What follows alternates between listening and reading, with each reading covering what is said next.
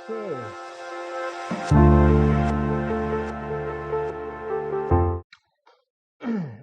Siap.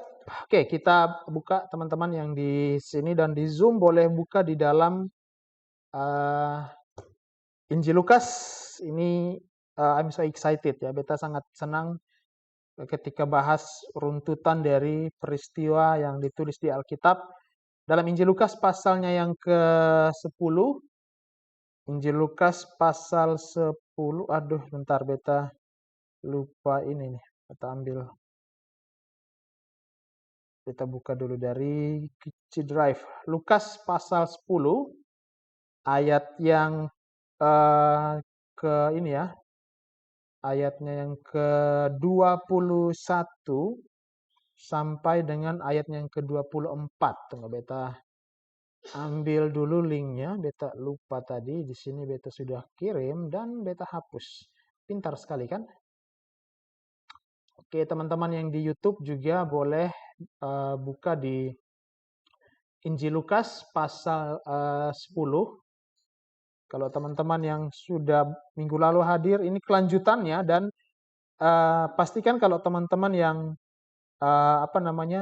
ikuti secara online, pastikan teman-teman juga mengingat peristiwa yang terjadi dalam Alkitab. Sebentar, ini kok dia sampai terkirim. Pastikan teman-teman ingat konteksnya karena apapun yang kita akan bahas di sini, ini pasti akan ada kaitannya dengan apa yang sudah pernah kita bahas sebelumnya.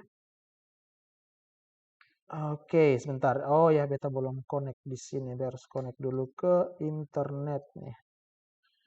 Oke, sambil itu teman-teman boleh buka. Kita akan baca dalam Injil Lukas pasalnya yang ke ini ya, 10. Oke, mari kita lihat. Nah, Injil Lukas pasal 10 ayat 21 sampai 24. Ini hanya berapa ayat, jadi supaya tidak panjang-panjang. Ini kelanjutan dari peristiwa yang sudah kita baca sebelumnya. Yesus utus 70 murid, semua masih ingat ya. Minggu lalu kita bahas bagaimana mereka 70 murid ini kembali dengan berbahagia di situ. Alkitab bilang begini, kita baca dari ayat 21 sampai 24. Pada waktu itu juga bergembiralah Yesus. Menarik ya. Di sebelumnya Alkitab bilang mereka kembali dengan bergembira, berbahagia. Di sini Alkitab bilang pada waktu itu juga, waktu yang bersamaan, Yesus, bergembiralah Yesus dalam Roh Kudus dan berkata, Aku bersyukur kepadamu Bapa, Tuhan langit dan bumi, karena semuanya itu engkau sembunyikan bagi orang bijak dan orang pandai, tetapi engkau nyatakan kepada orang kecil. Ya Bapa, itulah yang berkenan kepadamu. Kita baca ayat ini duluan ya. Ayat pertama duluan, ayat 21 duluan, teman-teman. Nah, di situ menarik karena Yesus bilang, kita bilang bahwa Yesus bersyukur. Yesus bersyukur, Yesus bergembira di dalam roh. Menarik, di sini bergembira. Ini satu-satunya ayat di dalam Injil, kalau kita baca, satu-satunya bagian dalam Injil itu yang dimana menuliskan, mencatat bahwa Yesus itu berbahagia. Nah, kita percaya bahwa di dalam Alkitab itu Yesus banyak kali dia juga berbahagia, dia bergembira. Tapi saya percaya dalam kehidupan Yesus pelayanan dia berbahagia. Tapi ini satu-satunya di dalam Injil yang tercatat dia bergembira. Bahkan dalam versi Greek-nya itu diartikan thrilled with joy. Dia sangat dipenuhi dengan sukacita. Sukacita yang penuh sukacita gitu. Jadi yang bukan sukacita biasa, bukan bahagia biasa, tapi dia sangat-sangat berbahagia.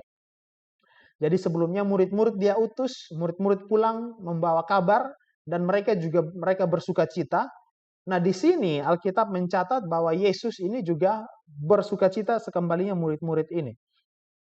Nah, kita belajar di sini bahwa Yesus ini alasan dia bersukacita, kita tahu di situ karena murid-murid ini pulang melakukan pelayanannya dan juga mereka berhasil dalam apa yang kepada mereka diutus untuk mereka lakukan. Jadi orang-orang yang nanti kita tahu bahwa di bagian berikutnya Yesus bilang bahwa dia bersyukur karena Bapa sembunyikan buat orang-orang bijak. Tetapi pesan Injil ini, Injil kerajaan ini dibukakan bagi orang-orang kecil atau anak-anak kecil ini. Nah, siapa anak-anak kecil ini? Yang ke-70 murid ini yang dia utus, yang mau pergi dan mau memberitakan Injil Kristus dan tanpa membuat banyak alasan, tanpa membuat banyak pertanyaan. Nah, kalau kita baca di 1 Korintus 1 ayat 27 sampai 29 itu Tuhan tuh suka memakai orang-orang biasa, orang-orang kecil, orang-orang yang tidak terpelajar untuk melakukan tugasnya. Karena ada orang sering bilang begini, ketika kita ajak pelayanan, beta sonde bisa, beta sonde layak, beta sonde punya skill. Tapi justru itu syarat utama untuk bisa pakai, Tuhan pakai dalam pelayanan, syarat utamanya memang tidak bisa buat apa-apa, itu syarat paling utama. Jadi kalau misalnya kita sudah bisa sesuatu dulu, maka ketika kita melakukan tugas pelayanan ya kemuliaan bukan buat Tuhan lagi, tapi buat kita sendiri. Jadi sebenarnya tidak ada alasan untuk kita untuk tidak untuk tidak mau melayani atau tidak mau terlibat dalam melayani Tuhan. Nah, Yesus bergembira atas pelayanan murid-muridnya yang ia perlengkapi, yang tadi mereka tidak bisa apa-apa, ini orang-orang biasa. Atau bahasa Inggrisnya dia sebut pakai kata layman atau orang-orang awam. Jadi kalau kita coba translate sekarang, katong bisa tafsirkan ini mereka sama seperti orang-orang awam yang tidak sekolah teologi, orang-orang yang tidak tidak sekolah Alkitab, tapi mereka mau melayani Tuhan. Nah, ini orang-orang seperti ini yang Tuhan pakai. Karena orang-orang awam ini yang biasa meresponi panggilannya Tuhan dan mereka akan pergi keluar. Dan hal ini, orang-orang yang seperti ini membuat Yesus berbahagia sebenarnya. Jadi banyak kali kan kalau susah, katong berdoa Tuhan hiburkan, Roh Kudus hiburkan. Tapi berapa kali katong bertanya dalam pelayanannya katong, apakah katong punya pelayanan itu membuat Yesus berbahagia tidak? Membuat Yesus tersenyum tidak? Jadi dulu pernah ada yang bertanya, how do I make Jesus smile? Or how do I put smile on the face of Jesus? Caranya gampang. Do what he tells us to do. Lakukan apa yang dia perintahkan kita untuk lakukan. Obey him. Obey him maka itu akan membawa sukacita bagi Yesus. Karena many times we talk about how to be happy, how to have joy, how to smile, but jarang kita bertanya how to make Jesus happy, how to make Jesus smile. To please our God, itu cukup obey His command. Melakukan atau mematuhi perintahnya saja itu sudah membuat Tuhan kita itu berbahagia, bergembira. Dan kesuksesan mereka ini mendatangkan sukacita yang mendalam bagi Yesus. Dan ini memang merupakan satu fakta ya, kalau kita perhatikan bahwa gereja Tuhan sekarang atau ya orang Kristen sekarang itu sering merasa puas itu dengan kalau pendetanya bawa firman yang baik. Kita akan bilang, wah Pak, tadi firman Tuhan sangat luar biasa. Saya sangat menikmati. Satu ketika Gotong pernah dengan pendeta dari Singapura. Beberapa pernah ketemu. Dia habis ibadat. Terus karena dia bisa bahasa Melayu tapi memang sonde fasih. Terus waktu habis turun ibadah, turun ini mimbar, habis ibadah orang pegang tangan. Pastor, thank you. Khutbahnya bagus, saya sangat menikmati. Terus pendeta bilang, hah? Mati? Siapa yang mati? Tidak, saya sangat menikmati. Iya, mati saya tahu. Meni itu siapa? Mati saya tahu, tapi meni itu siapa? Jadi, bilang, menikmati. Siapa mati? Meni siapa? Bilang, bukan, saya menikmati. Iya, mati saya tahu. Meni itu siapa? Jadi kadang kita senang ketika pendeta kita atau orang-orang yang melayani itu, lu main musik bagus hari ini. Tapi kebahagiaan terbesar bagi Tuhan itu bukan ketika pendetanya khotbah dengan baik, melayani dengan baik, pemusik melayani dengan baik, tapi semua orang di dalam jemaat itu ikut aktif, ambil bagian dalam pelayanan. Nah, bicara mengenai pelayanan ini beta harus tekankan teman-teman bahwa melayani ini tidak harus di dalam 4 tembok gereja, itu tidak harus, teman-teman. Itu hal yang baik kalau misalnya kita terlibat di dalam pelayanan di komunitas gereja kita, itu hal yang baik. Kalau teman-teman merasa terpanggil, punya beban, silahkan. Tapi saya mau menekankan ini karena banyak yang menjadikan orang itu pelayan di dalam gereja, tapi tidak mengizinkan pelayan itu untuk keluar, melayani di luar. Gitu. Padahal kan kita masing-masing punya panggilan sendiri. Memang ada yang mungkin saya terpanggil untuk bikin gereja, tapi ada yang terpanggil untuk mungkin dia melayani di pedalaman, mungkin jadi misionaris di sana atau pelayanan kemanusiaan. Dia masuk lewat situ, ada yang menjadi guru. Nah, itu masing-masing punya panggilan berbeda-beda, dan selama dia melayani Tuhan, kita harus support. Jadi di sini sukacita Tuhan ini bukan karena 12 murid itu melakukan tugas, tapi di sini dikatakan bahwa 70 orang murid yang dikatakan ini di luar dari 12 orang ini yang adalah orang-orang awam, mereka pergi dan melakukan perintah Tuhan, itu buat dia berbahagia. Gitu. Jadi tidak ada alasan untuk kita bilang kita tidak bisa melayani karena kita orang biasa saja. Dan menarik kalau kotong lihat di sini Alkitab bilang dia bergembira di dalam Roh Kudus. Dan di dalam kebahagiaannya dia, kegembiraannya dia berdoa kepada siapa di situ? Dia berdoa kepada Bapa. Nah, di sini menunjukkan kalau orang tanya mana contoh ada pribadi Tritunggal itu muncul di dalam satu event yang bersamaan. Ini ada di sini. Salah satu contohnya bahwa Yesus pribadi kedua dari Tritunggal itu bersukacita di dalam Roh Kudus pribadi ketiga, dan dia berdoa kepada Allah Bapa pribadi pertama dari Allah Tritunggal. Jadi ada berbagai macam contoh di dalam Alkitab di mana Tritunggal itu muncul. Salah satu contoh lain adalah ketika Yesus dibaptis oleh Yohanes di Sungai Yordan. Ketika Yesus keluar dari air, Alkitab bilang apa? Roh Kudus turun dalam rupa burung merpati, dan di saat yang sama apa? Suara dari sorga. Inilah anakku yang kukasihi, kepadanya lah aku berkenan. Jadi ini ya menarik karena di situ tiga pribadi Tritunggal muncul di dalam satu event. Maka kita percaya bahwa ini ini bukan 3 Allah yang berbeda, tapi 3 pribadi ilahi, 3 pribadi dari satu esensi itu hadir di situ. Nanti kita bisa bahas khusus kalau teman-teman mau belajar tentang Allah Tritunggal. Ini di awal pembahasan Injil Lukas itu kita pernah ada satu sesi, kita undang satu apologet namanya Mas Didi Tiuli. Itu dia juga seorang apologet Kristen yang cukup dikenal di YouTube. Itu kita pernah undang by Zoom di Trinity Fellowship. Itu kita bahas tentang Tritunggal. Nanti kalau teman-teman mau belajar bisa lihat di channel YouTube Trinity Indonesia. Di situ ada pembahasan tentang Allah Tritunggal di situ. Nah, kita lanjut di sini. Dalam kebahagiaannya dia, Yesus berdoa satu doa yang mungkin kita rasa kalau kita baca kok aneh. Doanya kok begitu? Ketika murid-murid kasih tahu, kan awalnya ketong tahu toh, ketika Yesus bilang pergi, pasti akan ada orang yang tolak kalian. Tapi jangan pusing dengan orang yang tolak. Fokus dengan orang yang mau terima pemberitaan firman Tuhan. Nah, ketika mereka kasih kabar, ini orang-orang ini terima pemberitaan dan bahkan setan-setan tunduk. Terus Yesus bilang begini, dia mengacu kepada orang-orang yang menolak itu. Dia bilang begini, aku bersyukur kepadamu Bapa. Terus dia bilang apa? Karena apa? Engkau sembunyikan ini bagi apa? Orang-orang bijak. Nah, sekarang kotong punya tantangan di sekarang ini.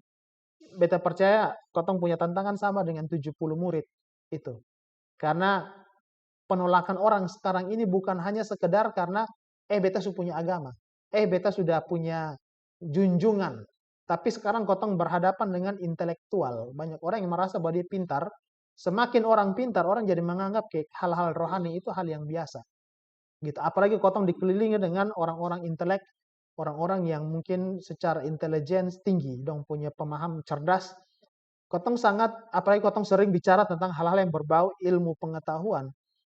Kalau kotong terlalu terbawa dengan itu, kotong akan tergoda untuk percaya bahwa pandangan ilmu pengetahuan itu di atas firman Tuhan. Sehingga kalau teman-teman ingat di grup kemarin itu beta share ada satu video, beta lupa itu pendeta, beta ikuti dia di TikTok, beta lupa dia punya nama, tapi dia punya pemberitaan beta senang. Dia bilang begini, ada beberapa orang belakangan minta dia bicara tentang topik-topik khusus, tapi dia lebih memilih untuk bicara tentang dinosaurus gitu, karena bagaimana apa pandangan Alkitab tentang dinosaurus gitu-gitu. Walaupun ada yang bertanya misalnya kenapa tidak jelaskan tentang raksasa dalam Alkitab atau bagaimana tentang keselamatan, apakah orang bisa kehilangan keselamatan. Dia bilang itu hal-hal yang penting.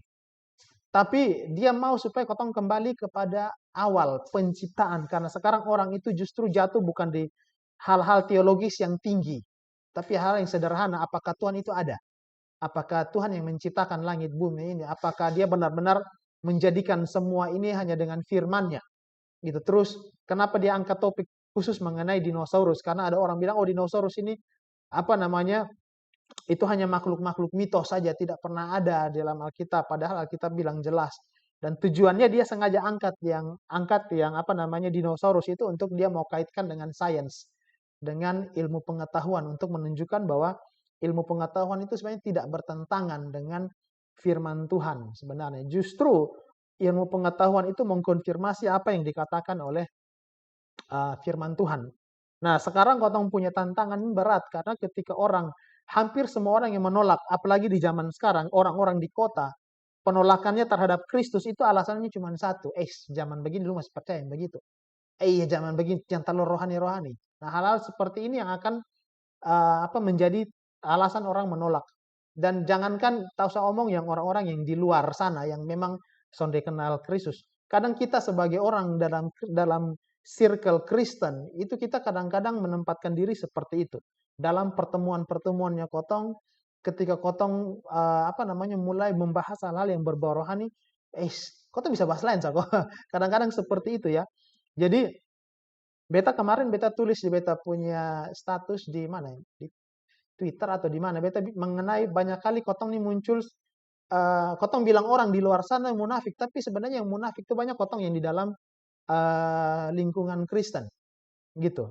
Kadang-kadang kan kotong suka bilang orang kalau misalnya orang mulai menunjukkan dia punya kepercayaan terhadap Tuhan, kotong bilang, munafik.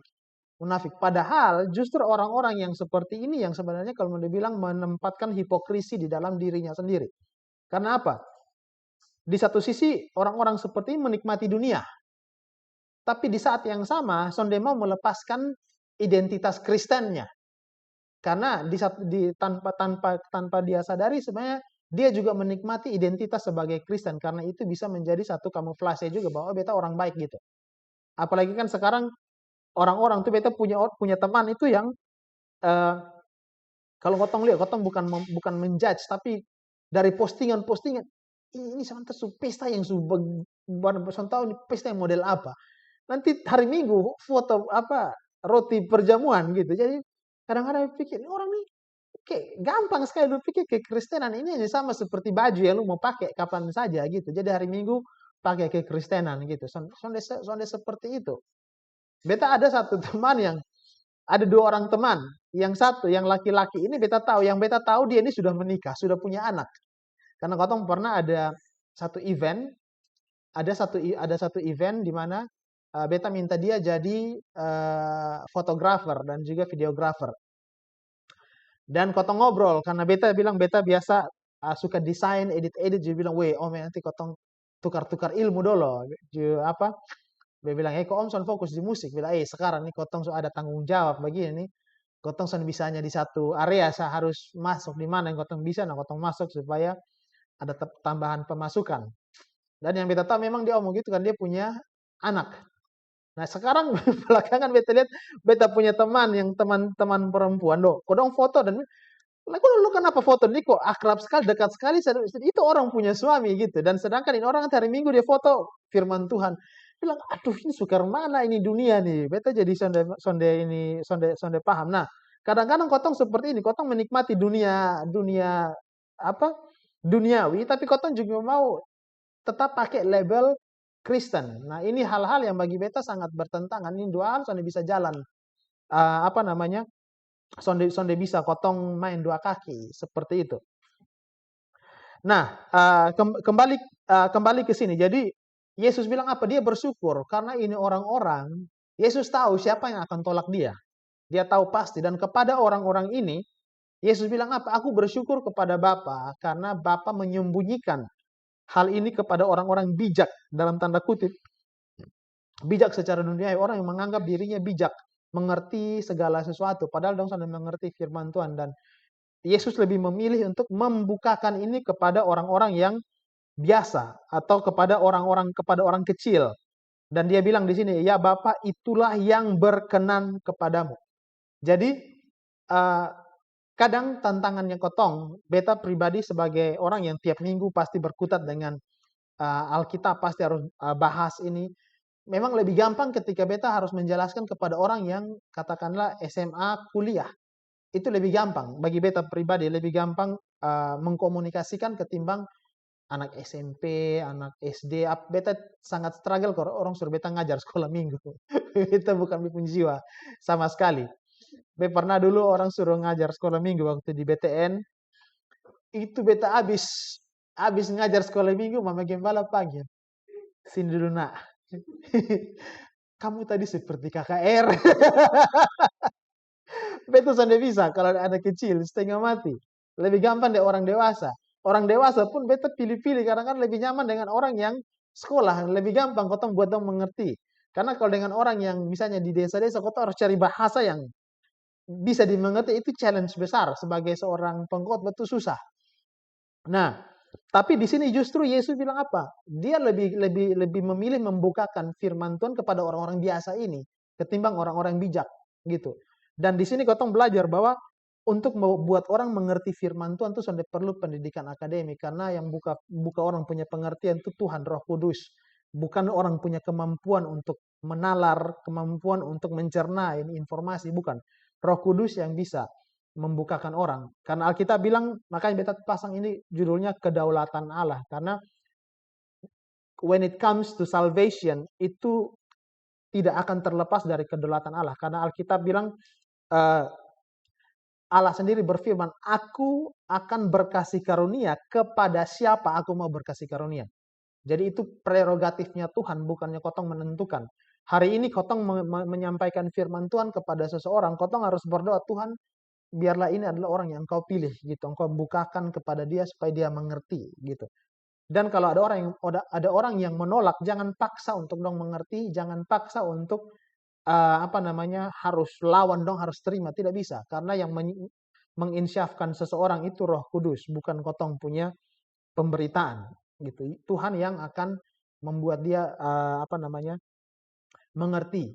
Apalagi Alkitab sendiri berkata jangan buang mutiara ke dalam mulut babi. Nah, itu sangat kasar sebenarnya, tapi itu kenyataannya seperti itu. Firman Tuhan itu terlalu berharga untuk dipaksakan kepada orang. Yang mau terima ya terima.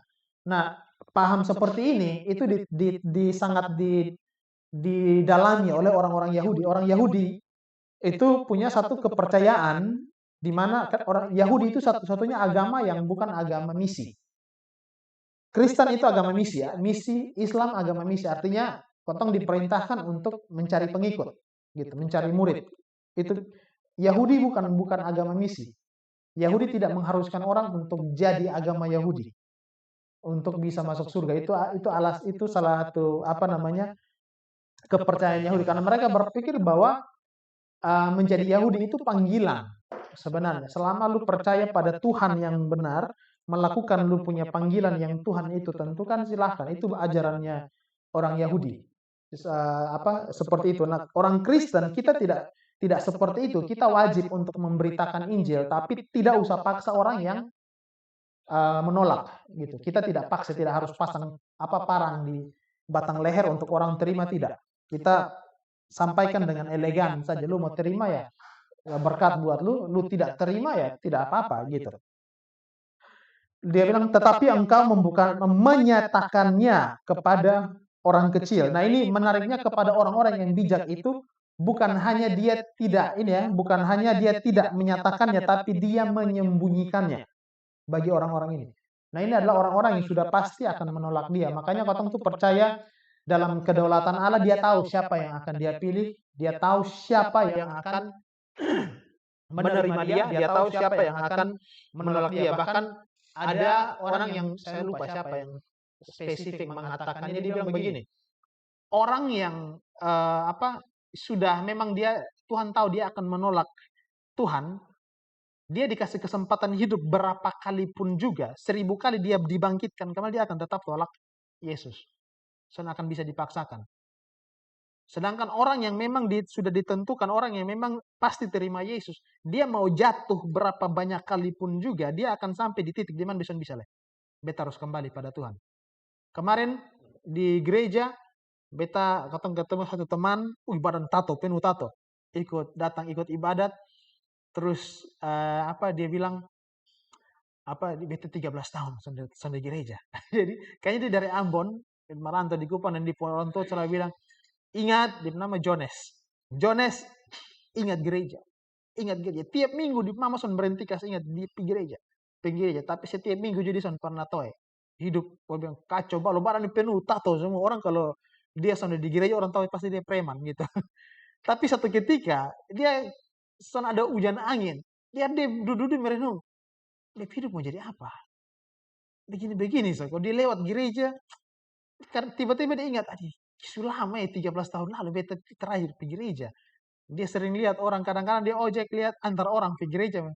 Wih, rasanya mana ya pergi gereja, sekarang kisu lama sendiri. Dan akhirnya dia dengan kesadarannya dia, beta yakin itu kesadaran digerakkan oleh Roh Kudus sebenarnya. Soalnya ada orang yang diam-diam tiba-tiba ingat Tuhan, itu Roh Kudus bekerja.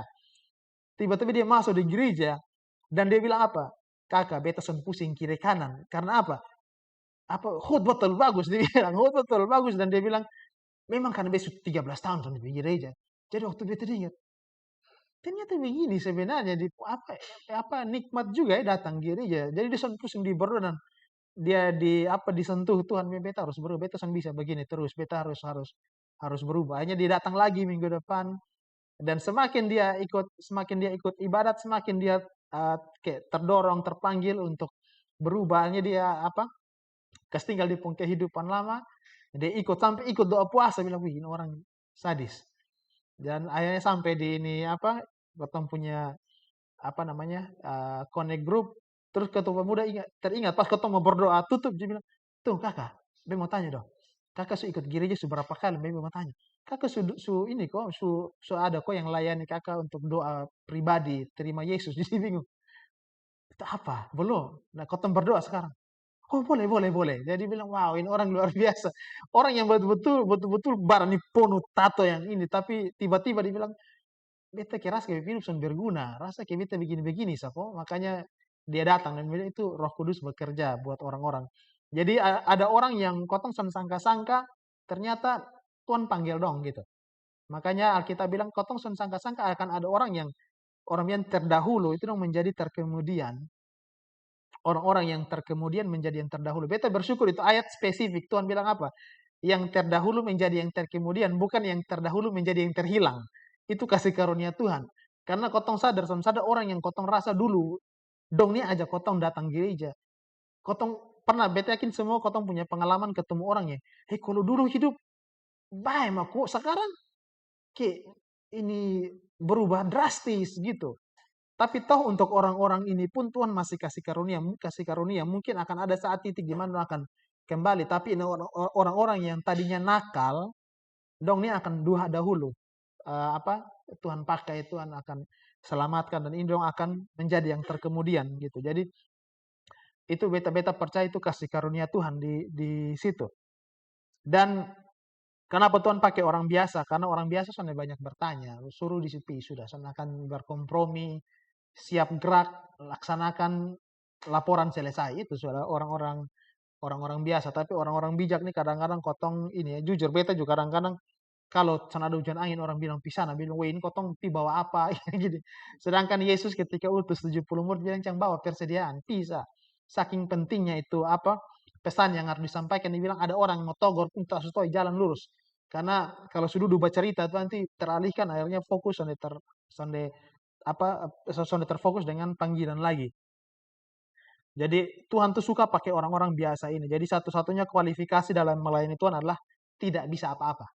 Itu ketika kotong bilang kotong sonde bisa apa-apa, saat itu kotong qualified untuk dipakai oleh Tuhan. Karena Alkitab bilang tadi ayat 21, Yesus bilang itulah yang berkenan kepadamu.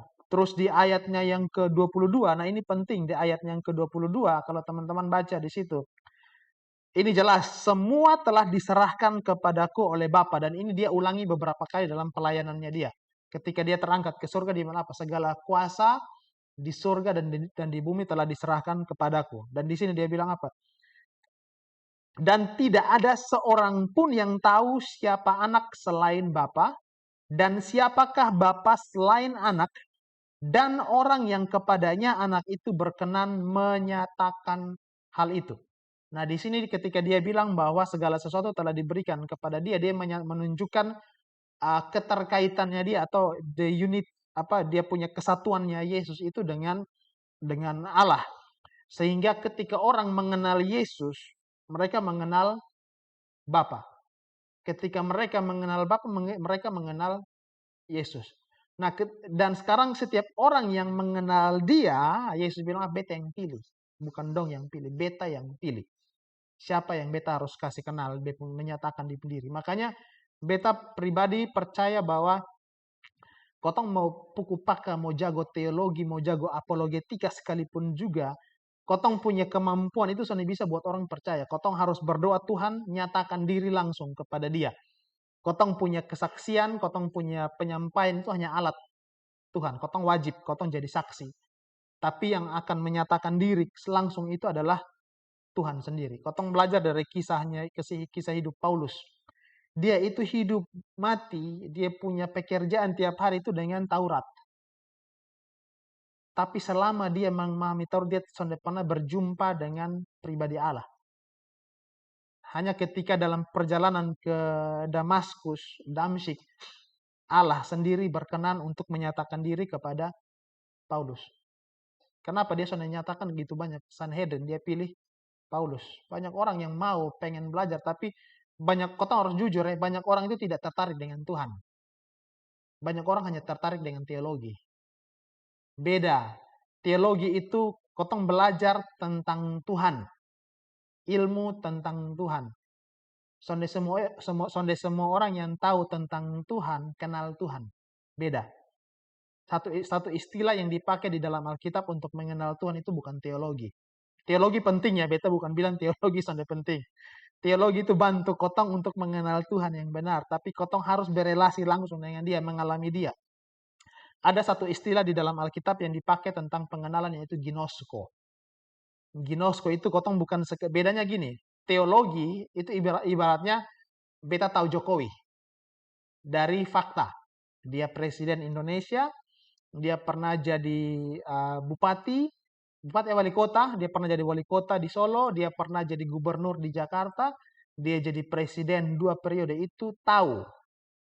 Pengetahuan tentang. Nah itu kalau hal yang sama kotong terapkan kepada Tuhan, kotong tahu dalam perjanjian lama ada satu sesembahannya orang Israel namanya Yahweh. Dia membawa umatnya itu lewat padang gurun, langgar laut, semua dengan api, dengan apa dia bawa. Semua itu pengetahuan tentang Tuhan yang diterjemahkan dalam akademik sebagai teologi. Pengetahuan tentang ilmu tentang Tuhan. Tapi hanya tahu tentang Tuhan, jangan salah, orang Islam juga belajar teologi Kristen. Tapi tidak buat dia menyembah Tuhannya orang Kristen. Orang Kristen bisa belajar teologinya orang teologinya orang Islam, orang Hindu, Buddha. Ingat, teologi itu bukan istilah eksklusif Kristen. Itu istilah umum. Secara akademik itu ada teologi Kristen, ada teologi Islam, Buddha, Hindu, segala macam agama punya teologinya sendiri. Mempelajari teologi tidak serta-merta menjadikan orang penyembah teosnya itu, tidak. Harus ada keputusan pribadinya kotong untuk mau, dan di satu sisi harus teosnya itu, Tuhannya itu yang menyatakan diri, dan itu adalah Tuhan Yesus Kristus. Beta bersyukur beta kenal orang yang pernah seorang teman dari Jerman, dari Swiss dulu. Dia jadi misionari karena dia tuh sangat tertarik dengan mempelajari world religion, agama dunia. Dia pelajari semua agama di dunia dan sampai titik di mana dia memilih kekristenan kan dia bilang begini. Beta pelajari ini bukan cuma orang, dia doktor. Dia punya PhD itu doktor tentang world religion. Semua agama itu belajar bagaimana manusia mencari kesempurnaan, bagaimana manusia mencari yang disebut God, Allah, ilah, sesembahan itu. Semua konsep agama dunia mengajar gitu. Tapi yang buat dia tertarik dengan kekristenan karena satu-satunya dalam agama dunia di mana Allah itu sendiri yang memutuskan untuk datang cari manusia, menyatakan diri kepada manusia hanya Allahnya orang Kristen saja. Karena dia tahu bahwa tidak mungkin, bahkan semua agama itu punya satu kesepakatan. Orang bilang unspoken agreement yang menyatakan bahwa God is in unapproachable light. Dia tuh tinggal dalam satu cahaya yang tidak bisa dicapai oleh manusia. Dan agama Kristen pun mengatakan hal yang sama.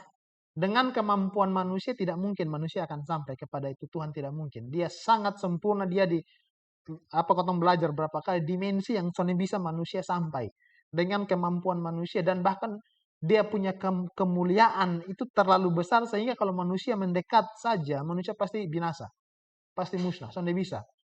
Nah, untuk itu dia sendiri yang harus menyatakan diri kepada manusia dengan cara yang manusia bisa terima, yang bisa relate dengan manusia dengan cara dia jadi manusia langsung.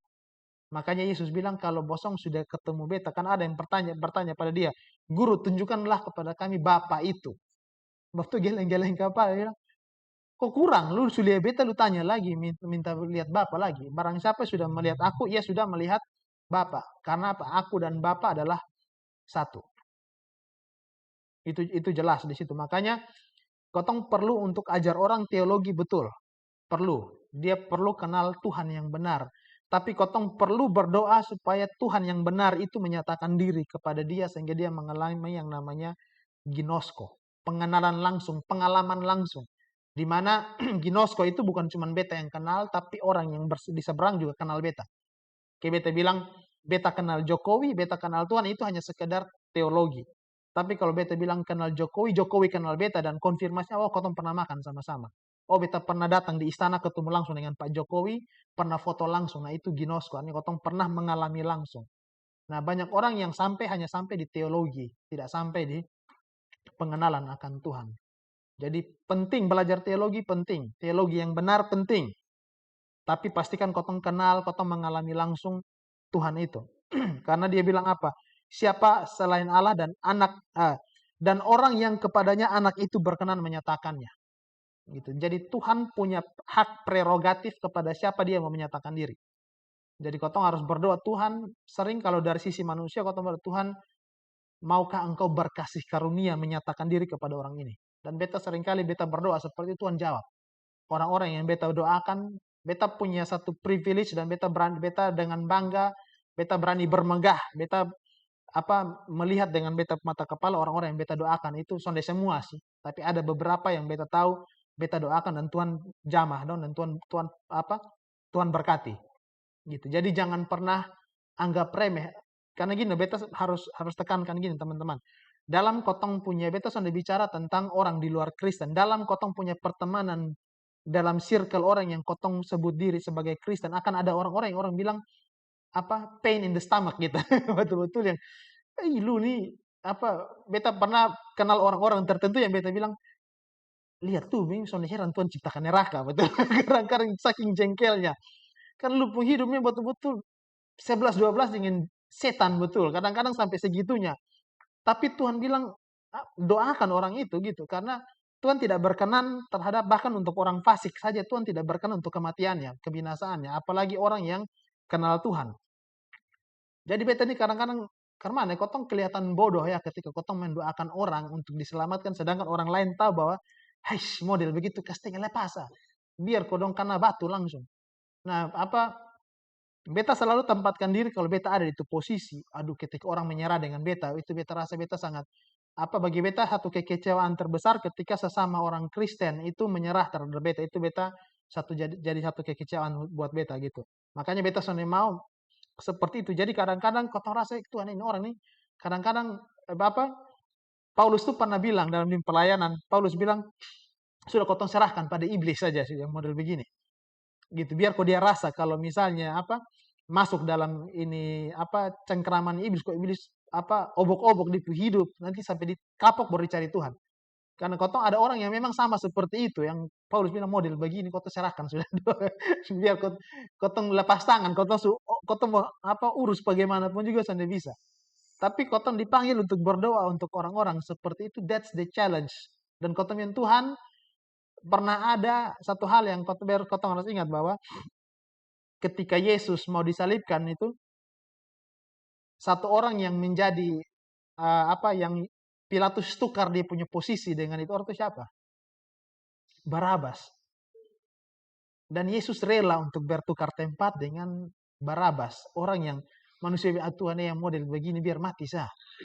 Lepas di masyarakat nih, kotong yang repot, tapi Tuhan dia rela untuk tukar tempat dengan Barabas. Nah kalau misalnya kotong punya teman, beta kadang-kadang kalau lihat Barabas itu beta sebenarnya.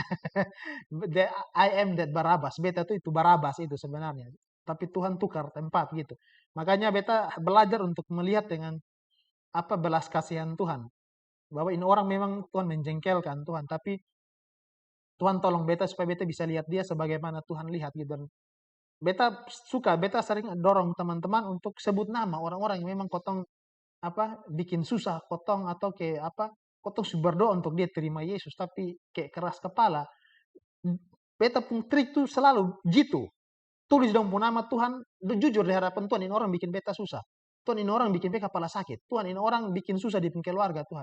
Bikin susah gereja Tuhan. Tuhan tolong, kotong omong kasih kenal Kristus tapi dia tolak terus. Hidup tiap hari minum, mabok, segala macam bikin orang susah bakalai. So, orang-orang begini Tuhan paling senang untuk pakai, Tuhan selamatkan. Paulus tuh Tuhan pernah tarik keluar dari kumpulan Sanhedrin, orang yang tadinya kejar orang Kristen jadi pembunuh. Tuhan pakai dia jadi salah satu rasul terbesar di Alkitab. Jadi betul Tuhan ini orang-orang seperti ini Tuhan dong punya power, dong ini punya kapasitas yang Tuhan dong punya skill yang Tuhan bisa manfaatkan untuk kerajaan sorga. Hanya sekarang foto ada miring sedikit, Tuhan tolong kasih lurus. Dan beta belajar selalu mendorong kotong ketika kotong berdoa untuk orang, selalu ekspektasi untuk lihat kebaikan Tuhan atas itu orang. Dan apakah ketika Tuhan mulai jawab kotong berdoa akan ada saat di mana orang-orang seperti ini, soalnya ada hujan angin tiba-tiba dia ajak ketemu. Soalnya ada hujan angin tiba-tiba dia hubungi kotong, tanda itu Tuhan mulai jawab kotong berdoa. Dan ketika waktu itu datang, sejelek-jelek apapun itu orang, sejahat apapun dia mungkin dia pernah fitnah kotong, mungkin pernah kasih jelek kotong, tapi kalau titik di mana Tuhan panggil dia datang, layani. Beta pernah satu kali, ini kisah nyata bebung kawan satu kaki di pasar Impres, berapa kawan-kawan sini kenal. Dulu itu dia tuh nakal di pasar Impres, orang kenal dia semua. Dosa apa yang disuruh buat? Beta kenal dia karena kotong dulu sama-sama di anak-anak main band sama-sama. Mbak kenal, be ingat satu kali kotong duduk di depan rumah jam-jam 11:30 beta main gitar datang, ada mabok nih. Ya, ayo kotong menyanyi bro, menyanyi. Orang lewat depan kotong diangkat batu lempar. Wih, orang kalau rubuh nih kotong masuk penjara gara-gara lu mabok. Cesi tolong colok ini tablet laptop. Tapi orang ini kotong karena tahu dia punya skill, Tuhan bisa pakai dia. Kotong berdoa, beta berdoa buat dia dan suatu ketika son ada hujan angin pas Natal. Itu beta dan Joko tuh tidur. Itu tanggal 24 ke tanggal 25 belupa. Itu habis berdoa dengan keluarga kotong sudah masuk kamar, masih belum sono. Tapi tiba-tiba ada yang ketok pintu. Jack, Joe, datanglah ini kawan. Terus selamat Natal. Wih, bro tumben datang selamat Natal. Bisa tidur kau. Juin kotong menyanyi gitar dulu. Jadi bilang menyanyi itu lagu Naila yang ku telah mati. Lu aja hujan angin kok apa datang? Lu ada mabok kok apa? Sonde bro. Dia sonde jujur. Tapi dia sering datang. Hanya satu kali begini. Kotong pas pulang ibadah pemuda kan dari gereja antar mobil. Lewat dari pasar, dia bilang, "Woi, Jack, Jack." Terus sonda pada di mana nih? Sampai di rumah dia muncul, "Weh, terus sombong mati gotong lewat, bosan de oto saja gotong batarek sonde toy, bilang sonde bro, itu sonda pada dengar kau tutup kaca nah, ke mana?" Sonde dia mau tanya-tanya, gotong duduk. Dia mulai tanya tentang gereja.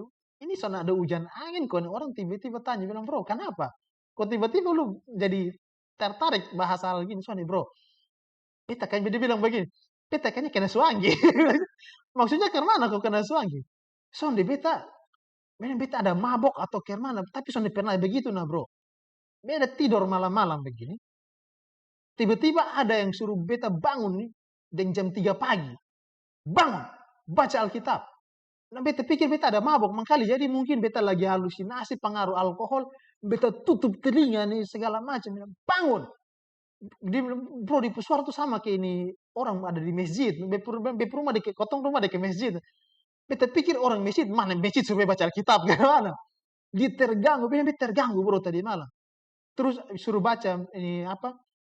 Mazmur 2 ayat 2, 22 ayat 2 kok yang apa? Yesus bilang ini apa? Ini Allahku, Allahku, mengapa engkau meninggalkan aku? Ini itu ayat ulang-ulang terus di telinga. Kok ada itu ayat ya? Beta pikir sana ada. Ada. Jadi coba bro, coba buka Mazmur 22 ayat 2 tuh bunyi kawan. Kau buka.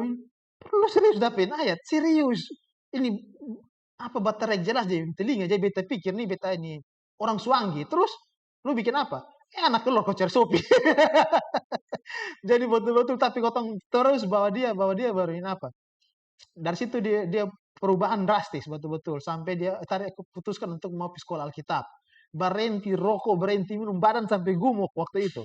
Memang Tuhan proses dia terus tapi dia punya turning point itu benar-benar persis bayang kalau Tuhan apa orang yang kotong son sangka-sangka ini orang yang nakal kotong kalau omong dan ini di pembicaraan ini son pernah ada yang bersih semua. Wih ngiri kali pembahasan tapi Tuhan rubah dia satu kali. Aduh.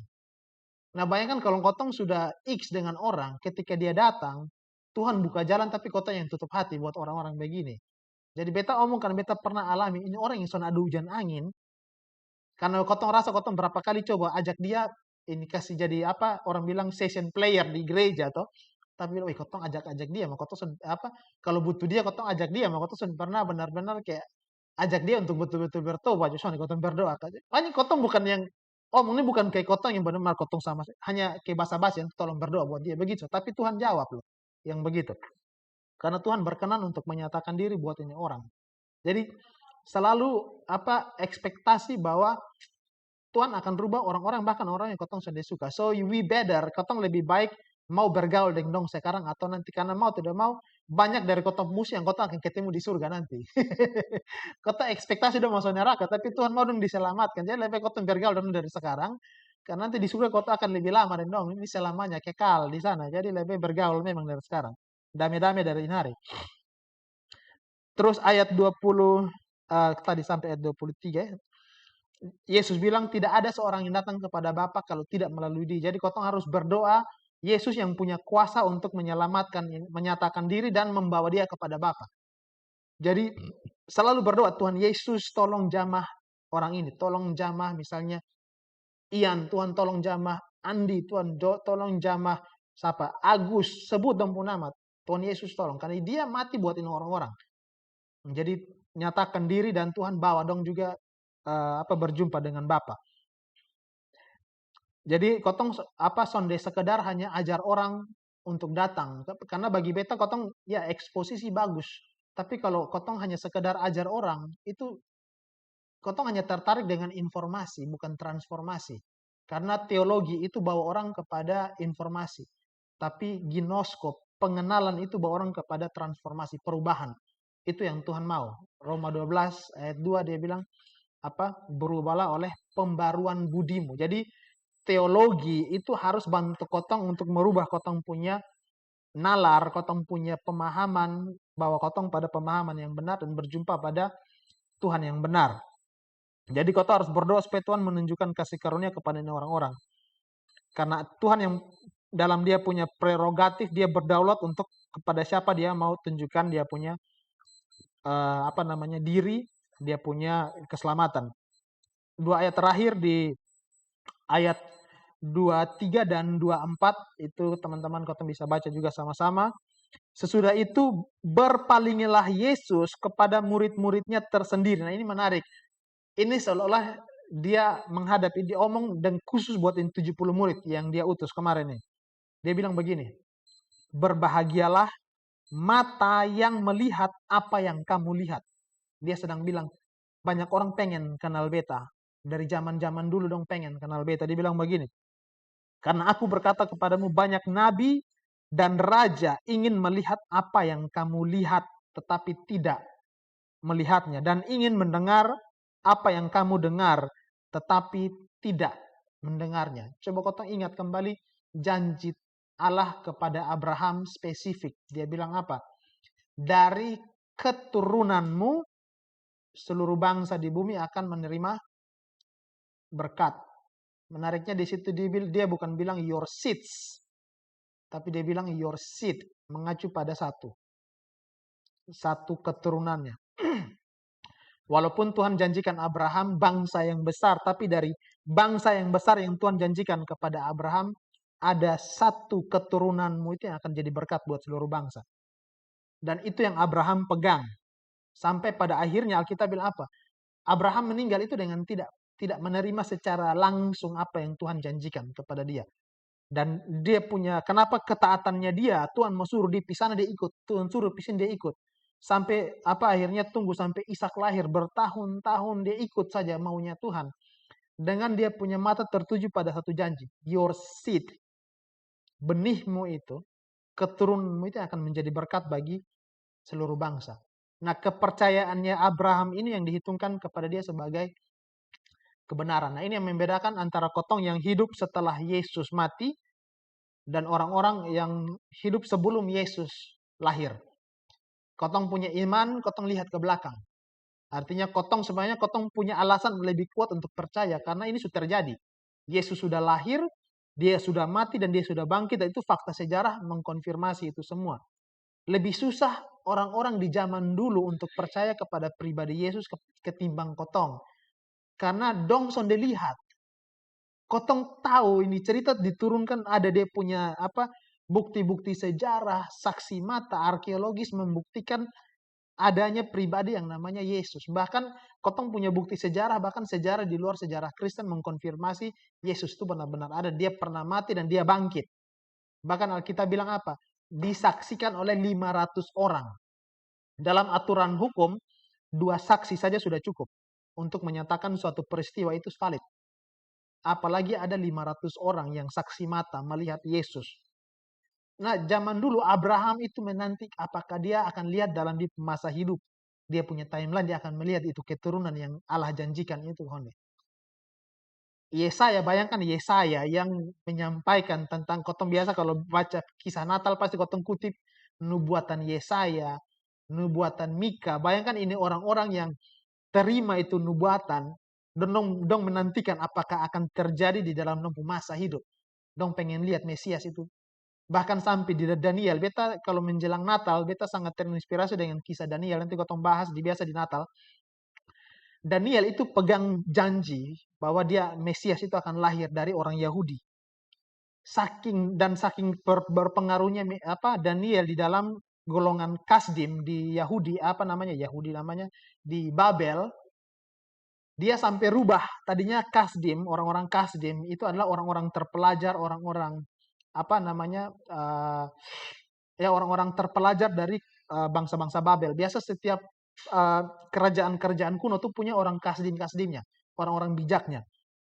Sampai di zaman Daniel, dia rubah itu Kasdim, atau yang orang bilang para majusnya kerajaan Babel, itu dia ubah, dia kasih dia share dia punya panggilan bahwa mulai saat ini setiap kali bosong melihat bintang, bosong akan mencari bintang yang akan bawa bosong pada raja yang akan lahir dari Yahudi itu. Dan dong pegang itu panggilan turun-temurun. Ini orang-orang majus. Kalau kau lihat, kalau sonde salah dia pun jeda dari Daniel sampai kepada Yesus lah itu ada sekitar, kalau sonde salah itu sekitar 300-400 tahun. Dari zamannya Daniel sampai ke Yesus. Tapi bayangkan Daniel bisa menanamkan ini pengenalan tentang Mesias yang belum lahir itu kepada ini orang majus dan ini menjadi panggilan utamanya mereka. Orang Majus itu salah satu dan pun tugas utama, they are king makers. Mereka adalah orang-orang yang akan menobatkan raja. Nah, raja-raja timur itu selalu, walaupun dia lahir dari garis keturunan royal family, keluarga kerajaan, tapi kalau fit and proper test oleh para Majus, dong bilang sonde layak jadi raja, son akan bisa dinobatkan sebagai raja. Kalaupun misalnya dong rasa, oh ternyata ada orang awam yang lebih fit sebagai raja, dong akan crown him as king. Nah, pada waktu itu konteksnya Babel sudah punah, sudah runtuh. Tapi Majusnya masih ada. Daniel bilang apa? Sekarang bosong pun tugas bukan lagi mencari raja untuk Babel, untuk Persia, bukan lagi. Bosong akan bertemu dengan raja dari timur itu, raja dari orang Yahudi itu. Menarik, nanti kotong bahas khusus lah. Dong sampai baca tentang rasi bintang dan Tuhan pakai pengetahuan-pengetahuan itu untuk mengkonfirmasi dia akan datang. Bahkan kalau teman-teman baca di Wahyu, ketika dikatakan bahwa penglihatan kepada Yohanes bahwa ada naga yang mau menyerang wanita, terus wanita itu melahirkan. Nah, itu gambaran yang sama itu dipakai sebenarnya orang Yahudi dan juga orang-orang Yahudi kuno. Jadi mereka dong tuh punya melihat itu, dong percaya bahwa itu adalah rasi bintang apa di nama itu yang perawan itu Virgo, terus ada yang naga. Jadi dong inilah apa istilah astronomi. Ada dua, astronomi yang perbintangan ini ya, astrologi yang ilmu ini zodiak gitu. Jadi orang Yahudi punya zodiak juga. Somehow nanti kotong ini supaya semua kotong jangan terdistraksi. Jadi Daniel menyampaikan bahwa nanti di Puntanda akan muncul, bosong akan bertemu dengan satu raja yang akan bosong nobatkan. Dan dia adalah raja dari orang-orang Yahudi. Ketika dia punya bintang muncul, bosong akan tahu. Nah, ini kingmakers, tapi raja susun adalah kerajaan susun ada. Jadi dong punya panggilan terakhir adalah cari itu raja yang dari timur, raja Yahudi itu. Ketika dia muncul dong datang 400 tahun dong jaga ini panggilan sampai ketemu dengan ketemu dengan pribadi Yesus.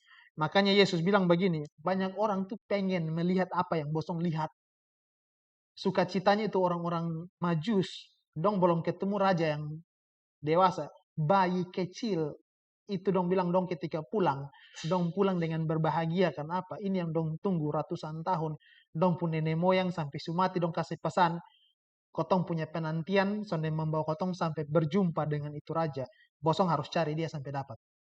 Makanya sampai saya itu bisa nang di Natal satu kutipan yang bisa nang kalau di Natal itu bilang apa? Wise men seek the Lord.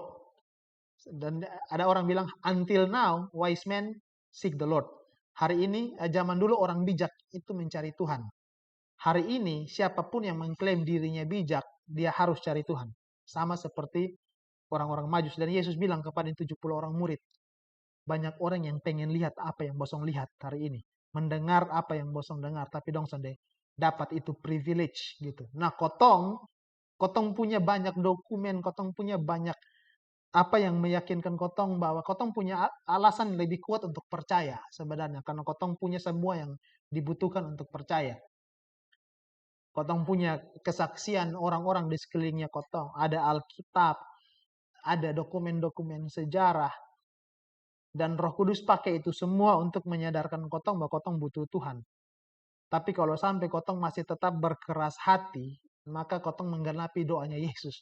Aku bersyukur karena engkau menyembunyikan ini dari orang-orang bijak, tapi menyatakannya kepada orang-orang kecil. Jadi ini satu privilege buat kotong bahwa kotong punya kesempatan untuk kenal Tuhan. Masing-masing punya titik di mana orang bilang turning point. Di mana kotong kenal dengan Tuhan masing-masing beda. Dan beta selalu ajar dan dorong kotong semua untuk ada waktu di mana pas kotong duduk sendiri. Jangan melamun, tapi coba ingat kembali momen di mana kotong berjumpa pertama kali dengan Tuhan itu kapan. Seperti apa peristiwanya, mungkin lewat orang lain, mungkin lewat teman, mungkin lewat keluarga. Dan ingat kembali momen ketika kotong mulai tersadar bahwa ada pribadi yang namanya Yesus yang rela mati buat kotong. Nah itu coba sering-sering kotong ingat kembali itu masa-masa dan bersyukur. Masing-masing punya punya beda. Beta selalu ingat beta punya momen pertama. Beta benar-benar istilahnya secara pribadi benar-benar dibawa pada kesadaran bahwa selama ini yang beta dengar di gereja, di sekolah minggu, itu pribadi yang real. Itu ketika beta masih SD kelas 5. Itu ketika beta punya kakak ini hari ulang tahun ini hari. Semua kenal Kaleni. Itu dia waktu itu kuliah di Jogja. Dia juga istilahnya dia terima Tuhan juga di sana. Dan ketika dia pulang dia ajak kotong semua dia menangkan dulu itu di adik-adik semua. Itu kotong masih SD kan orang bilang, "Hai, kalau ajak anak SD itu mengerti apa gitu." Tapi dia setiap hari dia akan ajak kotong pergi KKR, kotong bonceng beta dengan Jo, kotong dua. Dia akan bawa terus itu masih di GBI Rock di itu, GBI Betani dulu masih Betani masih dengan GBI, belum pisah. Di GBI Betani di Mitra Swalayan. Itu satu minggu itu ada berapa kali ada gereja kotong pi. Dia akan bawa jadi kotong juga heran. Ini orang perasaan kalau di kotong pun gereja biasa-biasa atau terlalu begini, tapi kok yang buat kotong heran tuh apa yang membuat dia itu kok bisa berubah total dan tertarik dengan ini pribadi Yesus. Nah waktu itu beta masih kecil, ini kan beta suka dengan hal-hal yang berbau magis. Hal-hal yang berbau mujizat-mujizat beta paling suka. Beta belajar segala macam jenis okultisme yang beta bisa tahu, beta coba belajar. Nantang ini lilin sampai lilin mati, segala hipnotis beta coba belajar semua karena beta suka dengan hal-hal begitu. Serius, tapi Tuhan bekerja lewat ini beta punya ketertarikan itu sampai satu kali di gereja ada orang yang berdoa begini, ada orang yang sakit sembuh, ada orang yang kerasukan didoakan dilepaskan bilang, "Hai, bisa ya? Beta mau kenal ini pribadi ini kok yang beta bisa beta belajar beta praktis jadi. Nah ini Yesus bisa bikin orang yang sebut di nama saja bisa lepas nih. Beta mau kenal." Akhirnya tertariknya karena itu dan Tuhan akhirnya bawa sampai sekarang. Beta ingat setiap kali jam 7 malam beta di sekolah beta jam 7 malam jam 7 malam supaya membaca Alkitab. Jadi orang bilang kalau katanya cinta mula-mula benar-benar berkobar seperti itu dengan Tuhan. Nah, beta berdoa supaya itu akan kembali di kotong karena salah satu hal yang menjadi celah gereja di akhir zaman itu dan Yesus bilang apa? Di gereja di mana beta lupa dia bilang apa? Aku mencela engkau karena satu hal. Engkau meninggalkan kasih mula-mula. Cinta awalnya kotong kepada Tuhan itu kotong kasih tinggal. Gitu dan apalagi sekarang kesibukan dunia makin kotong kalau teman-teman perhatikan sekarang tanda-tanda beta harus ingatkan dari sini kotong mulai perhatikan di waktu semakin dekat. Peristiwa Israel sekarang itu tanda jelas the end is near.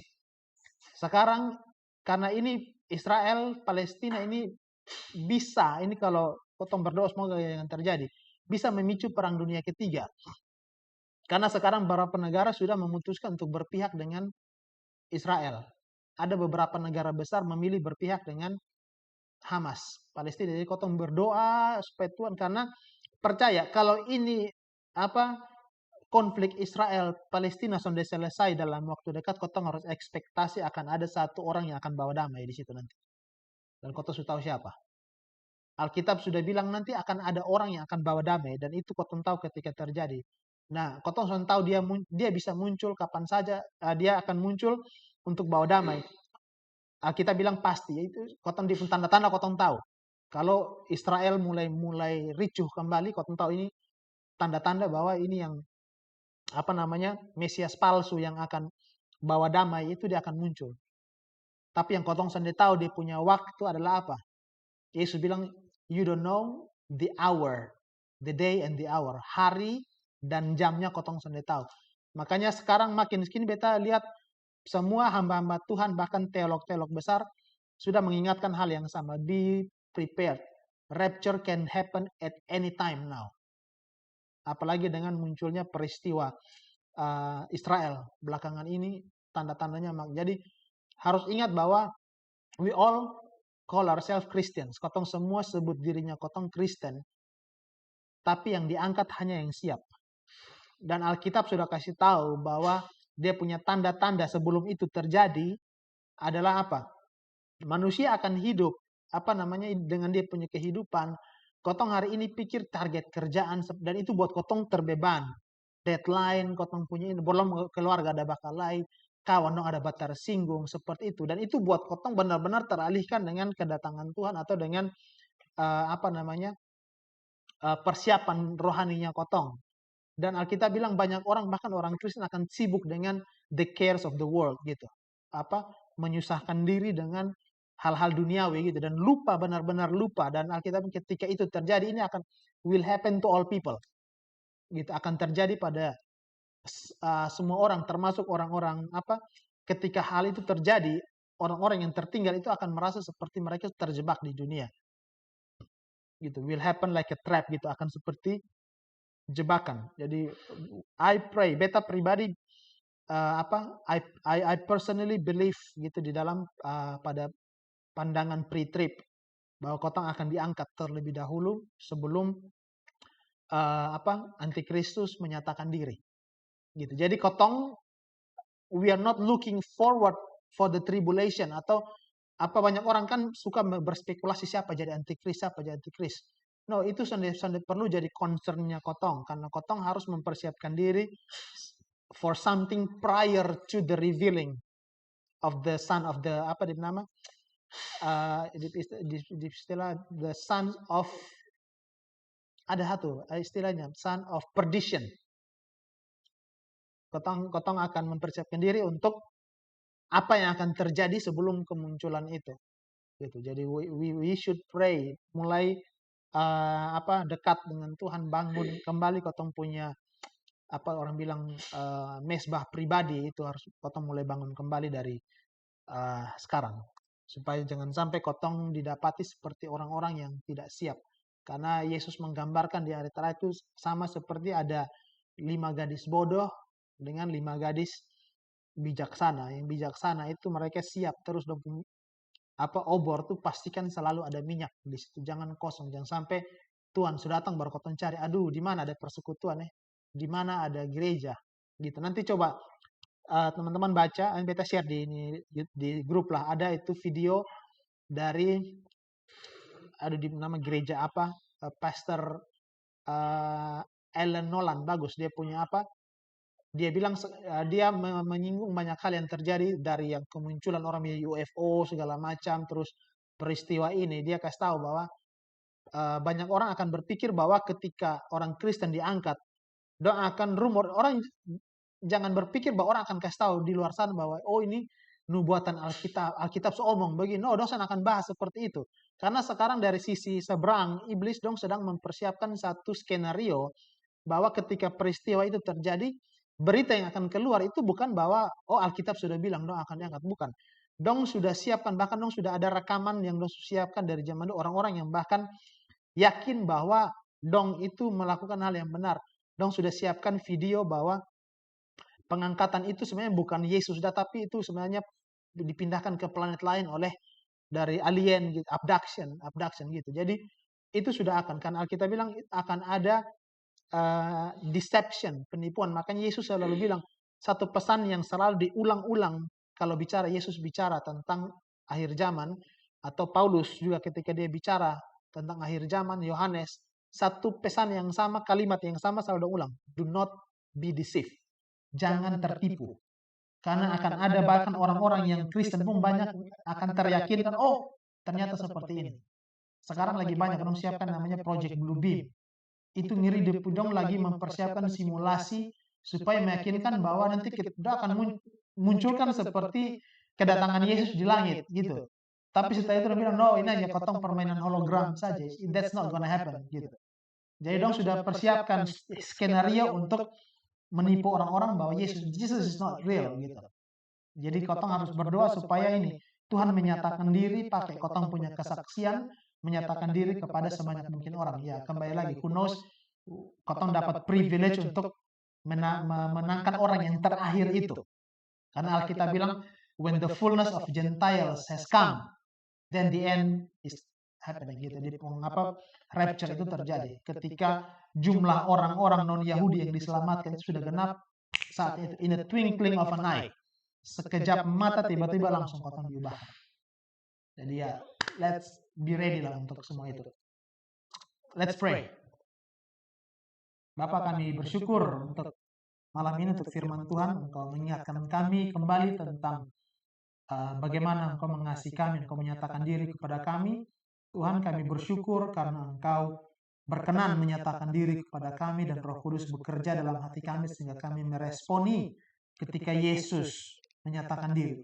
Tuhan, kami berdoa terlalu banyak orang di sekeliling kami, Tuhan, yang secara manusiawi kami berharap biarlah mereka binasa, Tuhan. Tapi kami mau belajar untuk tunduk dan mengenal mereka sebagaimana Yesus mengenal mereka, melihat mereka dengan penuh belas kasihan. Tuhan, kami berdoa Engkau berkasih karunia, Tuhan. Engkau berbelas kasihan kepada orang-orang yang kami kasih, yang mungkin tidak bisa kami sebutkan namanya, Tuhan. Tapi kami berdoa Engkau menyelamatkan mereka, Engkau menyatakan diri kepada mereka, Tuhan.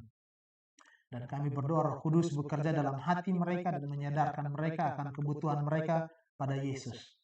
Kami berdoa Tuhan buat semua saudara-saudara kami malam ini yang hadir di tempat ini, Tuhan. Berdoa buat Chelsea, Ian, Max, James, dan hamba-Mu. Juga berdoa buat teman-teman yang hadir di Zoom, buat Ike, Mea, Nandi, dan teman-teman lain, Tuhan. Dan mereka yang akan hadir akan menyaksikan via YouTube juga, Tuhan. Engkau berkati setiap pergumulan-pergumulan pribadi kami, Tuhan, yang tidak bisa kami ungkapkan, Tuhan. Engkau lebih tahu.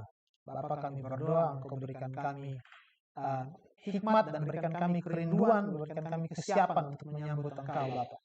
Dan untuk setiap hal-hal yang Engkau percayakan kepada kami untuk kami lakukan sembari kami menantikan kedatangan-Mu, Tuhan, kami berdoa berikan kami keahlian, berikan kami kecakapan, dan berikan kami integritas, Tuhan, agar kami melakukan semua ini untuk kemuliaan nama-Mu, Tuhan, dan pakai kami menjadi saksi Tuhan, menjadi saksi Kristus dimanapun kami pergi, dan bukan hanya sebagai saksi, tapi saksi yang benar, Tuhan. Jagai kami, Tuhan, dalam setiap tindakan kami, jangan biarkan kami jatuh di dalam dosa, Tuhan. Jagai setiap pergaulan kami, usaha kami, bisnis kami, Tuhan, pekerjaan kami, pelayanan kami.